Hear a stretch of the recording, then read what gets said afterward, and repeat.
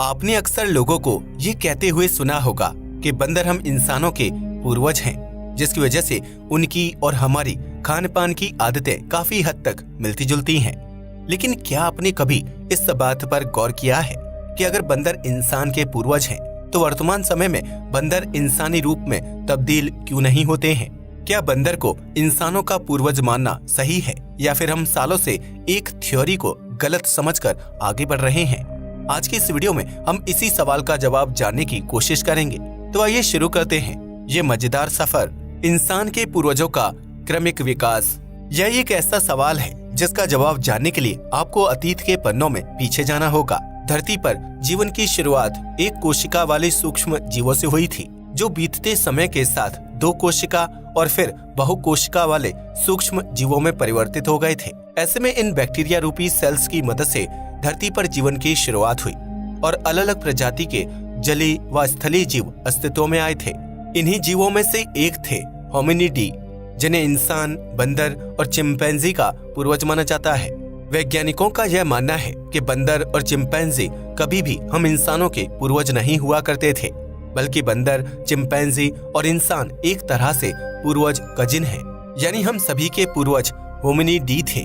और यही वजह है कि इंसान, चिंपैंजी और बंदरों का डीएनए काफी हद तक एक दूसरे से मिलता जुलता है। लेकिन इसका ये मतलब नहीं है कि चिंपैंजी या बंदर मूल रूप से हमारे पूर्वज हैं, क्योंकि हमारी असल पूर्वज होमिनिडी थे, जिन्हें बदलते माहौल की वजह से क्रमिक विकास की जरूरत महसूस हुई और लाखों साल बाद उन्होंने इंसान का रूप ले लिया। दरअसल किसी भी जीव का क्रमिक विकास तभी होता है जब उसके आसपास के माहौल में परिवर्तन होता है, और उस परिवर्तन की वजह से जीव को भोजन व आवास की कमी महसूस होने लगती है। धरती पर इंसानों का अस्तित्व भी क्रमिक विकास के चलते ही आया था, क्योंकि उससे पहले पृथ्वी पर वह तमाम चीजें मौजूद थीं, जिससे हमारे पूर्वजों का गुजारा हो रहा था। अगर इंसान के पूर्वजों के जन्म की बात करें तो उसकी शुरुआत 65 मिलियन साल पहले डायनासोर्स के अंत के बाद हुई थी।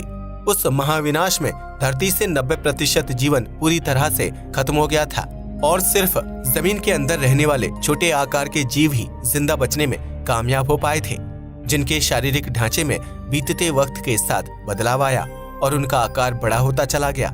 ऐसे में पृथ्वी पर एक नई प्रजाति अस्तित्व में आई थी, जिन्हें प्राइमेट्स के नाम से जाना जाता है। प्राइमेट्स को ही स्तनधारी यानी कि मैमल्स जीवों की पहली पीढ़ी माना जाता है, जो शारीरिक आकार में बंदर के बराबर थे और उनकी लंबी पूंछ हुआ करती थी।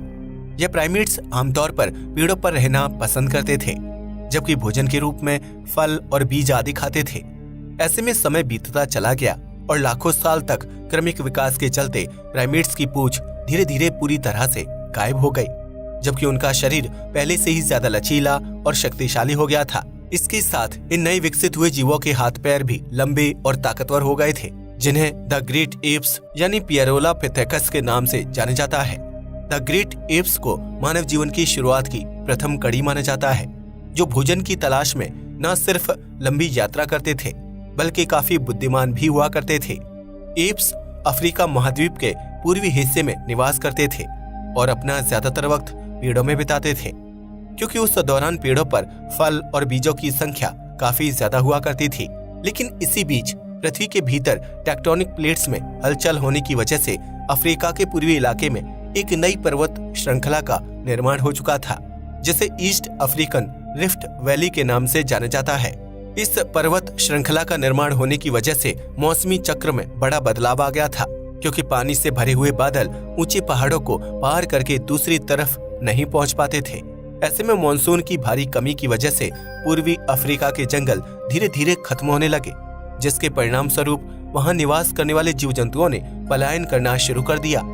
इन जीवों में एप्स बड़ी संख्या में मौजूद थे, जो पेड़ों पर ही रहते थे और वहीं से अपने भोजन की जरूरत को पूरा करते थे। लेकिन जंगल और पेड़ों के खत्म हो जाने की वजह से एप्स के लिए भोजन की भारी कमी होने लगी, जबकि आसपास का इलाका पूरी तरह से सूखे मैदान में तब्दील हो चुका था। ऐसे में एप्स ने भोजन की तलाश में अलग अलग झुंड बनाकर मैदानी इलाकों में यात्रा करना शुरू कर दिया था, जिन्हें आर्डिपिथेकस रेमिडेस के नाम से जाना जाता है। हालांकि अफ्रीका के सूखे जंगलों से बाहर निकले सभी एप्स नई आर्डिपिथेकस रेमिडेस प्रजाति में तब्दील नहीं हुए थे, क्योंकि हर झुंड भोजन की तलाश में अलग अलग दिशा में निकला था। ऐसे में एप्स का वही झुंड आर्डिपिथेकस रेमिडस में तब्दील हुआ था, जो मैदानी इलाकों की तरफ चले गए थे।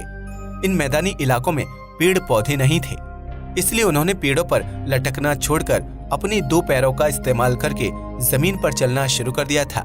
जबकि एप्स के बाकी झुंड अफ्रीका के अन्य जंगलों की तरफ चले गए थे, इसलिए वह अब भी पेड़ों पर लटककर अपने भोजन की जरूरत को पूरा कर सकते थे। ऐसे में उन एप्स के शरीर को कभी विकास की जरूरत महसूस ही नहीं हुई थी, जबकि मैदानी इलाकों का रुख करने वाले एप्स को बड़े क्रमिक विकास से होकर गुजरना था। आर्डिपिथेकस रेमिडस का दिमाग विकसित होकर एक संतरे के बराबर हो गया था, जबकि उनका शारीरिक वजन 80 पाउंड के आसपास होता था।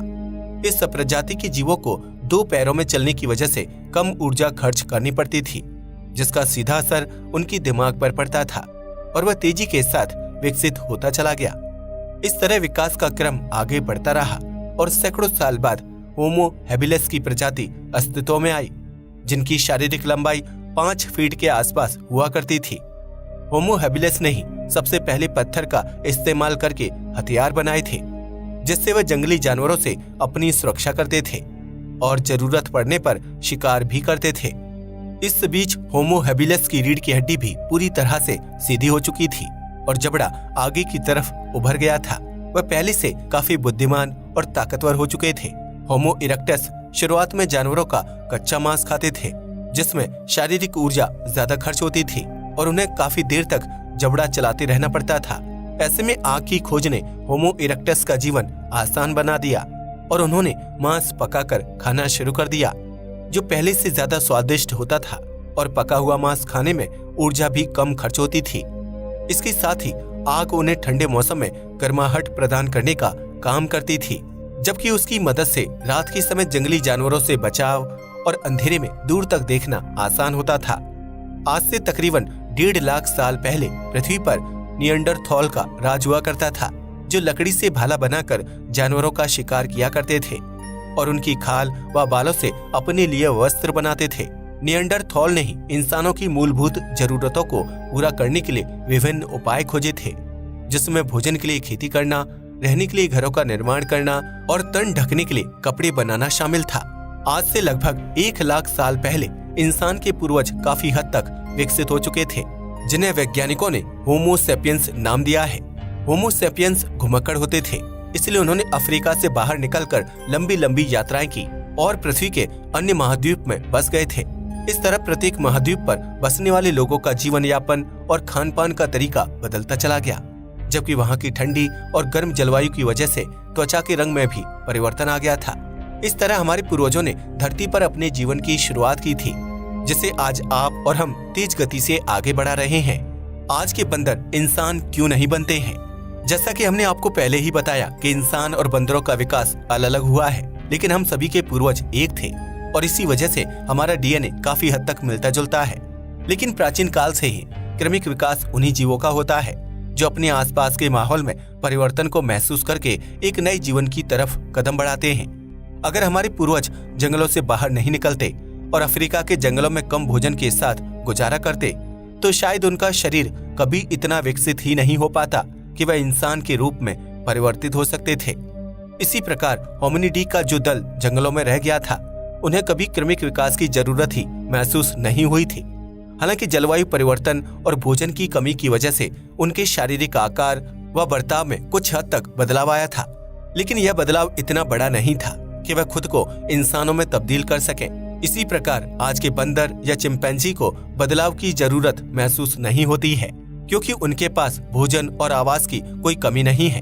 उल्टा पहले बंदर और चिंपैंजी इंसानों से दूर जंगलों में निवास करते थे, अब उन्होंने शहरों में लोगों के आसपास रहना शुरू कर दिया है। इसे भी बंदरों और चिंपैंजी का क्रमिक विकास कहा जा सकता है, जिसमें उन्होंने अपनी आवासों में बदलाव कर इंसान के करीब रहना शुरू कर दिया है। इसकी सबसे बड़ी वजह ये है कि वर्तमान समय में इंसान की पहुंच जंगलों तक हो गई है, जबकि बंदर और चिंपैंजी जैसे जीवों के पास घर की कमी हो गई है। ऐसे में उन्होंने इंसानों से डरने के बजाय उनके साथ मिलजुल कर रहना शुरू कर दिया है, जिसकी वजह से उन्हें भरपेट भोजन प्राप्त हो जाता है और रहने के लिए छोटा मोटा आवास भी मिल जाता है। ऐसे में आज की बंदरों या चिंपैंजी को परिवर्तित होने की जरूरत ही महसूस नहीं होती है, जिसकी वजह से उनका शारीरिक ढांचा सालों से वैसे का वैसा है। लेकिन अगर भविष्य में कभी कोई प्राकृतिक आपदा आ जाती है या फिर जलवायु परिवर्तन होता है तो शायद बंदर और चिंपैंजी को भोजन व आवास की कमी की वजह से क्रमिक विकास की जरूरत महसूस हो। ऐसे में जब इन जीवों को खुद विकास की जरूरत महसूस होगी तो ये अपने कंफर्ट जोन से बाहर निकलकर भोजन व आवास की तलाश शुरू कर देंगे और इसकी वजह से उनके शारीरिक ढांचे में खुद ब खुद बदलाव होने लगेगा। यही क्रमिक विकास की थ्योरी है, जिसमें इंसान या जीव अपनी आसपास के माहौल के हिसाब से परिवर्तित होता है और उसे इस परिवर्तन का अंदाजा भी नहीं होता है। हम इंसानों के शरीर में भी कई प्रकार के परिवर्तन हो रहे हैं जिन्हें आप और हम महसूस नहीं कर पाते हैं, लेकिन यह साल दर साल अपना रूप बदलते जा रहे हैं।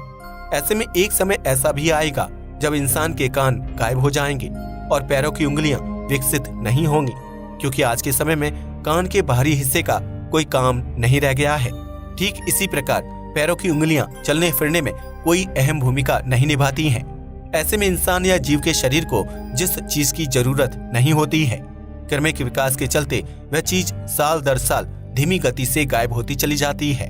अब तो आप समझ ही गए होंगे कि आज के बंदर इंसान क्यों नहीं बनते हैं और किस तरह धरती पर हम इंसानों का जीवन शुरू हुआ था। आज के लिए बस इतना ही। वीडियो पसंद आया तो इसे लाइक और शेयर करें। धन्यवाद।